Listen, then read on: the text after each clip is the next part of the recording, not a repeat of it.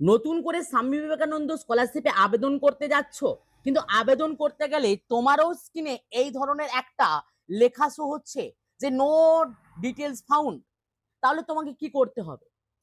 আর যারা এখনো পর্যন্ত 2025-26 সেশনে এই স্বামী বিবেকানন্দ স্কলারশিপে আবেদন করতে পারোনি, তাদের মনে প্রশ্ন রয়েছে যে এই স্বামী বিবেকানন্দ স্কলারশিপের যে আবেদনের, সেই আবেদনের লাস্ট ডেটেই বা কবে রয়েছে। এই রিলেটেড প্রশ্ন যদি তোমার মনে থেকে থাকে, অথবা তোমরা যারা নতুন করে এই বছর কোনো একটা কোর্স পাস আউট হয়ে নতুন সেশনে নতুন করে অ্যাডমিশন নিয়েছো, তাদের মনে প্রশ্ন আছে যে আমরা কবে থেকে এসবিএম সেম স্কলারশিপে আবেদন করতে পারবো। এই তিনটা বিষয় নিয়ে যদি তোমাদের মনেও প্রশ্ন থেকে থাকে, আজকের এই ভিডিওটা তোমার জন্য। একদম এক এক করে প্রত্যেকটা প্রশ্নের ডিটেলস অ্যান্সার তোমাদের সঙ্গে শেয়ার করব, এবং তার সঙ্গে শেয়ার করবো তোমরা যারা এখনো পর্যন্ত 2025-26 সেশনে টাকা পাওনি, তোমরাই বা টাকা কবে পাবে। তাই আজকের এই ভিডিওটা প্রত্যেকজন স্বামী বিবেকানন্দ স্কলারশিপ প্রার্থীর জন্য গুরুত্বপূর্ণ হতে চলেছে। কোন রকম কোনো স্কিপ না করে ভিডিওটা কিন্তু শেষ পর্যন্ত। আর যদি চ্যানেলে প্রথমবার হয়ে থাকো, অবশ্যই রিকোয়েস্ট করবো চ্যানেলটিকে সাবস্ক্রাইব করে পাশ থাকা বেল আইকনে কিন্তু ক্লিক করতে ভুলো না। তো চলো শুরু করা যাক আজকের ভিডিও।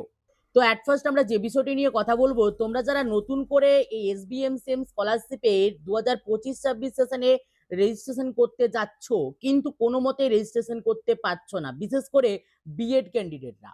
তোমরা যখন ইউনিভার্সিটি রোল নাম্বারটা এখানে প্রোভাইড করছো, তখন তোমাদের কি ধরনের একটা নোটিফিকেশন পপ আপ হচ্ছে দেখে নাও।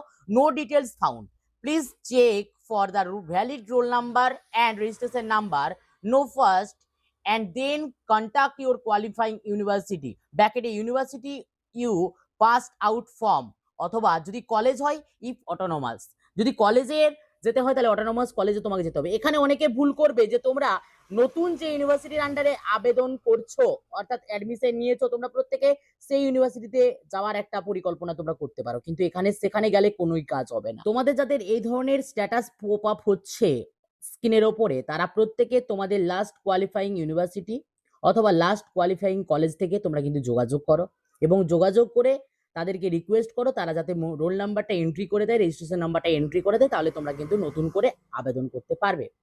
এর পরের যে বিষয়টা হচ্ছে যে লাস্ট ডেট কবে রয়েছে। তোমরা যদি একটু অন স্ক্রিনে আমার এই মোবাইলের দিকে তাকাও, তাহলে তোমরা দেখতে পাবে যে এখানে এর আগের বছর 2025-এ কিন্তু আবেদন শুরু হয়েছিল 28/11/2025, কিন্তু আবেদন শেষ হয়েছিল 9 মাসে অর্থাৎ সেপ্টেম্বর। অর্থাৎ এই বছরও এখানে যে ক্লোজিং ডেট যেটা এখনো পর্যন্ত দেওয়া হয়নি, সেটা কিন্তু 9 মাসেই হতে চলেছে। অর্থাৎ 9 মাসে কিন্তু তোমরা আবেদনটা করতে পারবে, অর্থাৎ আবেদন করতে পারবে 9 মাস পর্যন্ত। ওকে, তারপরে কিন্তু নতুন সেশন, তোমরা যারা এই বছর পাস আউট হয়েছো, তোমরা তারপরে আবারও ওই নভেম্বর বা ডিসেম্বর থেকে তোমরা কিন্তু নতুন করে এই স্কলারশিপের আন্ডারে আবেদন করতে পারবে।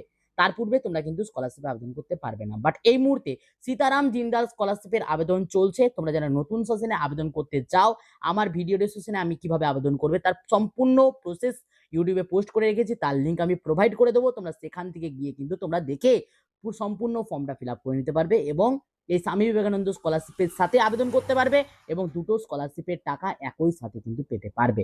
তো আশা রাখবো আজকের এই ভিডিওর আপডেটটা তোমাদের জন্য হেল্পফুল হয়েছে। যদি ভিডিওটা ভালো লেগে থাকে অবশ্যই লাইক করে বন্ধুদের মধ্যে শেয়ার করে দাও, আর যদি চ্যানেলে প্রথমবার হয়ে থাকো অবশ্যই রিকোয়েস্ট করবো চ্যানেলটিকে সাবস্ক্রাইব করে পাশে থাকা বেল আইকনে ক্লিক করতে ভুলো না। তো চলো দেখা হচ্ছে নেক্সট ভিডিওতে। প্রত্যেক ভালো থাকবে, প্রত্যেকে সুস্থ থাকবে।